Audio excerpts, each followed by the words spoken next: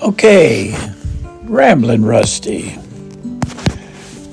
On November 25, 2023, I got a chance to visit Court Manor. Court Manor was built as Moreland Hall, is a early Greek Revival plantation house in Rockingham County, just a little south of Newmarket. Well, when you go into the building, it's beautiful. Go to the right, there's a little parlor there set up where you could visit. To the left was a music room. And I spoke to the person who owns the house now, Bill, and he asked him what instrument he played. He says guitar was his favorite. But there was one unique thing there. They had a player piano. And it's sort of neat to sit down and to pretend like you're playing the piano and let it pound out the music. There were many other instruments there. In the building, I'll tell a little more about what's in the building, and you'll see the different rooms that we went into, and most of them are self-explanatory. On the ground floor, after going to the little parlor on the right, and to the left was a music room. You go down the hall and then go to the right to a very large room. And in that room was well decorated. And there Bill had a talk about the history of Court Manor, and talked about that. And then just off that room was the master bedroom. Wow, you go in and take a look at their powder room. Mirrors and the lighting is just amazing. And the showers there. Then you go into, there is a kitchen on the ground floor. We went by and saw the kitchen. They were preparing some cookies there because we were going to have a tea after going through the building. Beyond the kitchen was, they call it the man's cave. And this was a fairly dark room, but the chandelier was amazing. It was made in Germany, and originally it had candles set there. Now it's all been electrified. And we went there, and there was a great big fireplace there. Then we went on upstairs, and there are 4 bedrooms upstairs in this house. And then there was an attic, and they didn't have a light on in the attic. I would like to have gone wandering up there. But it is possible if someone wanted to come and spend some time there at the Court Manor, they could be like a bread and breakfast. They could do it. Right now it is set up as for weddings and events. And so you can check out courtmanorvenue.com, and they will tell you everything about it. Let me give you a little history about Court Manor right now. Sometimes prior to the final surveying of the Fairfax line in 1746, Thomas Fairfax, 6th Lord Fairfax of Cameron, granted a tract of land on the Great Wagon Road near Smith Creek to Samuel Newman. Now, this Wagon Road is what we know right now as 11, going north and south. And this was a main thoroughfare for people to travel up and down the valley. If you're going south, you were going up the valley, and because it's higher elevation. Well, he did not keep it long, and Samuel Newman in turn sold it to Thomas More Sr. And so the first house was built on a little knoll overlooking Smith Creek close by. Well, in the years of the leading up to the American Revolution, Moore and his sons continued to expand and improve the estate.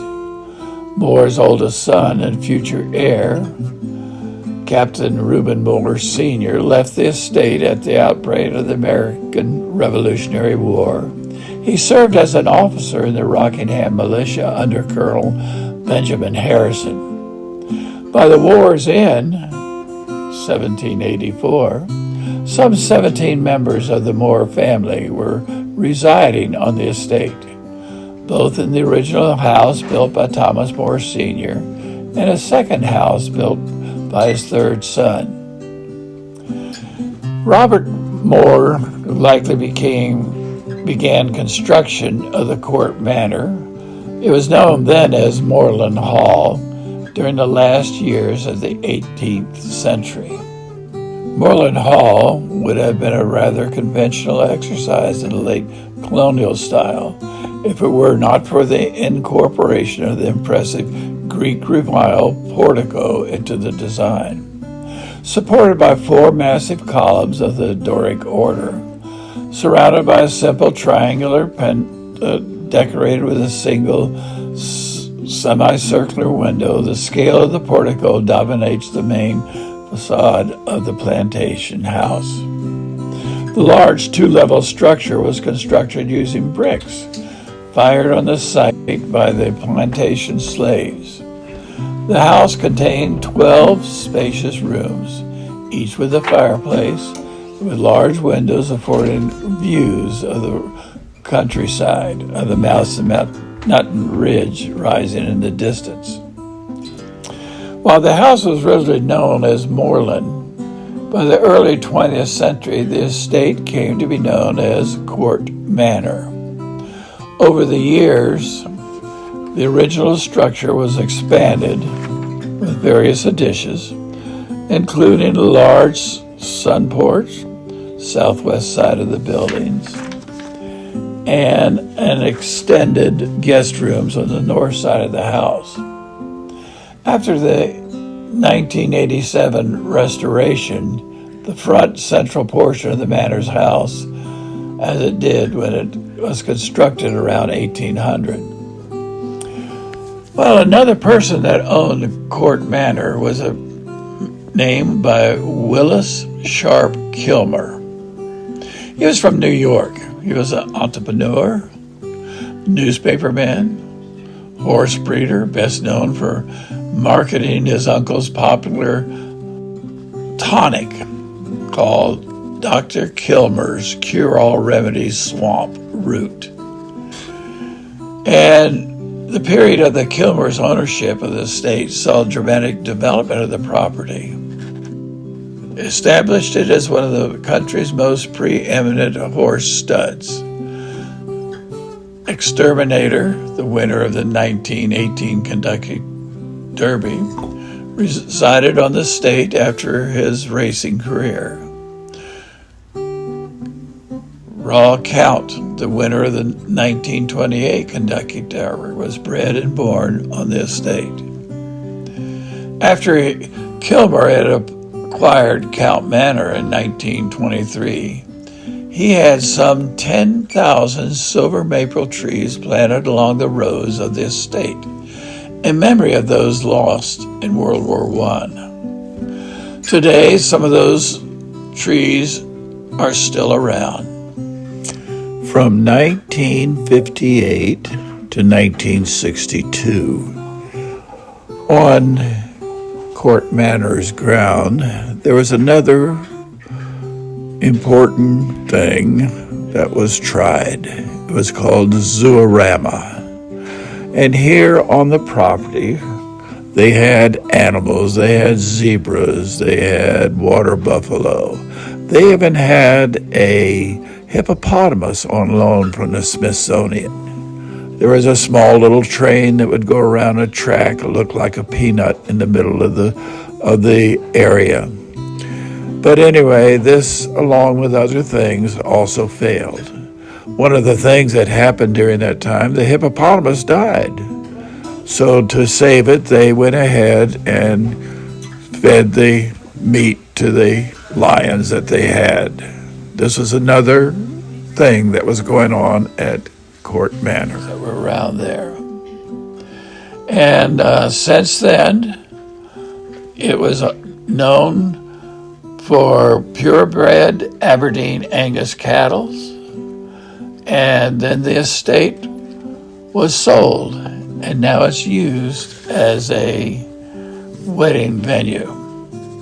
One of the persons that had owned that was a Dr. Kilmer, Kilmer.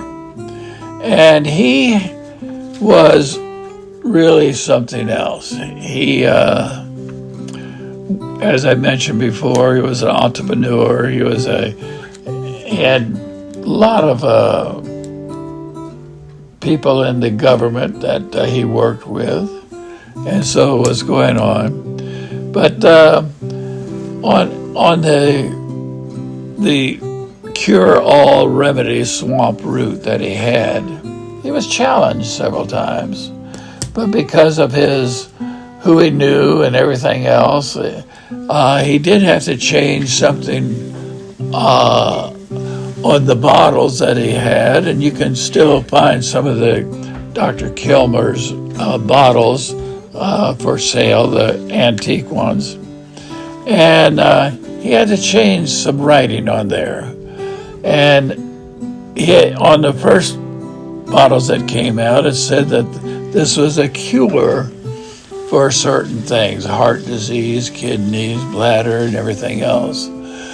Later on, because of the government got involved, he said it was a remedy to help take care of those. And then it was okay for him to do that. And so, like I say, he was a real interesting person, and they say it's still possible to find some of his cure-all remedy swamp root bottles. But as you look at the pictures that I took, I hope you can see the opulence that was around. At the end of the tour, we sat down for some tea and some cookies. Ramblin' Rusty signing off.